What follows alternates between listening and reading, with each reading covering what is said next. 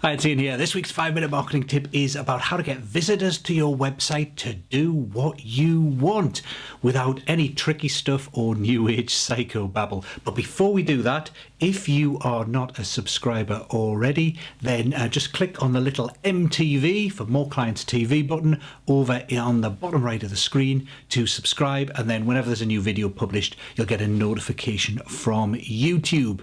Right, that's it. Let's get down to the video. See you after the swoosh. Hi, it's Ian here. So how do you get visitors to your website or particular pages on your website to do what you want? Well, the answer is it's the same way as you get anyone to do what you want normally, and that is to show them that doing what you want gets them what they want. So just to explain that in a little bit more depth and show you how to apply it to your website, in order to get this to work, you need to know three things. So obviously the first thing you need to know is, what do you want them to do? And that has to be a realistic goal. So obviously I'd love all the visitors to my website who don't even know me to suddenly whip out their credit cards and pay me a ton of money. That's probably not going to happen. But a more realistic goal is that maybe they will sign up to get regular emails from me where I can send them useful information. Or maybe if they've looked at certain pages on my website, they might be willing to contact me to ask me a question or to talk about working with me. So you need a realistic goal for what you want them to do, and you need to be clear about that for the specific page we're talking about. The second thing you need to know is, what does your ideal client who's visiting that page, forget the other people, you only care about your ideal clients who's visiting that page, what do they want from that page? What did they come for? So for example, if you're talking about a blog post and it's someone who's clicked on a link in social media, then obviously they're probably coming to get the information that was in the headline that they clicked on in social media. They want to find that on the blog post. If it's someone who's maybe met you face to face and they're looking at your About Me page, they're probably looking to find out if you're the sort of person that does the things they need and would be the sort of person they would want to work with. So that's what their goal is. Usually it's to find out something useful from your website. Now the trick is, as I said earlier, is to show them that doing what you want them to do helps them achieve what they want to do. Or in actual fact, when it comes to your website, the key thing really, the best way of phrasing that is to say you position what you want them to do as the logical next step from what they did, what they wanted to do. So if someone came to read a blog post, let's say they came to get information on the 5 mistakes that businesses make when trying to build teams, then if you want to be able to position signing up for your emails, for example, as the logical next step for that. So maybe what you would do is you would offer them a free report on 7 strategies for building effective teams, and they can see that, well, I read that article. Oh yeah, that's a great article. That does show me the 5 mistakes that people make when trying to build teams. Or I can get a report on the 7 critical success factors for successful teams.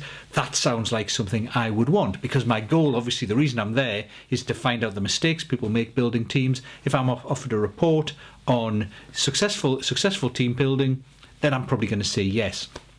That's usually the simplest case, someone reading a blog post.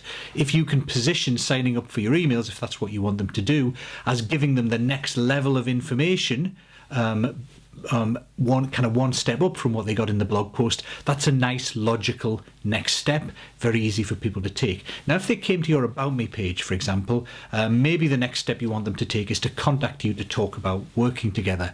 So how do you get people to contact you and to be ready to take your next step? How do you get them to see that as the logical next step from reading about you? Well, you have to understand in that case, in addition to why they came to your website, you have to understand what would they need to know and feel based on what they've read to be comfortable taking the next step.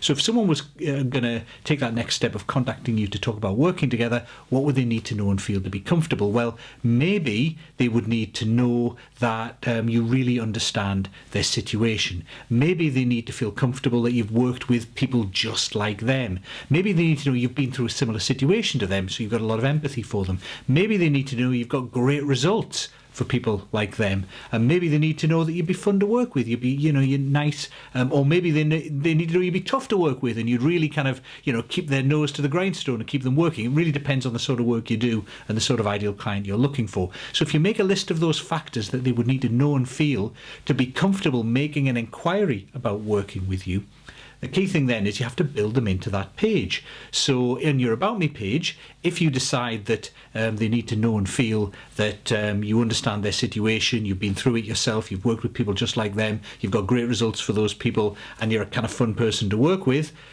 get those on your About Me page. Of course, most About Me pages don't have anything of the sort. It's usually full of people showing off about how great they are. So what you could do, for example, in that case, is in your little bio about your history, talk about how some of the challenges you'd faced that are like the challenges that your ideal clients normally hire you to solve.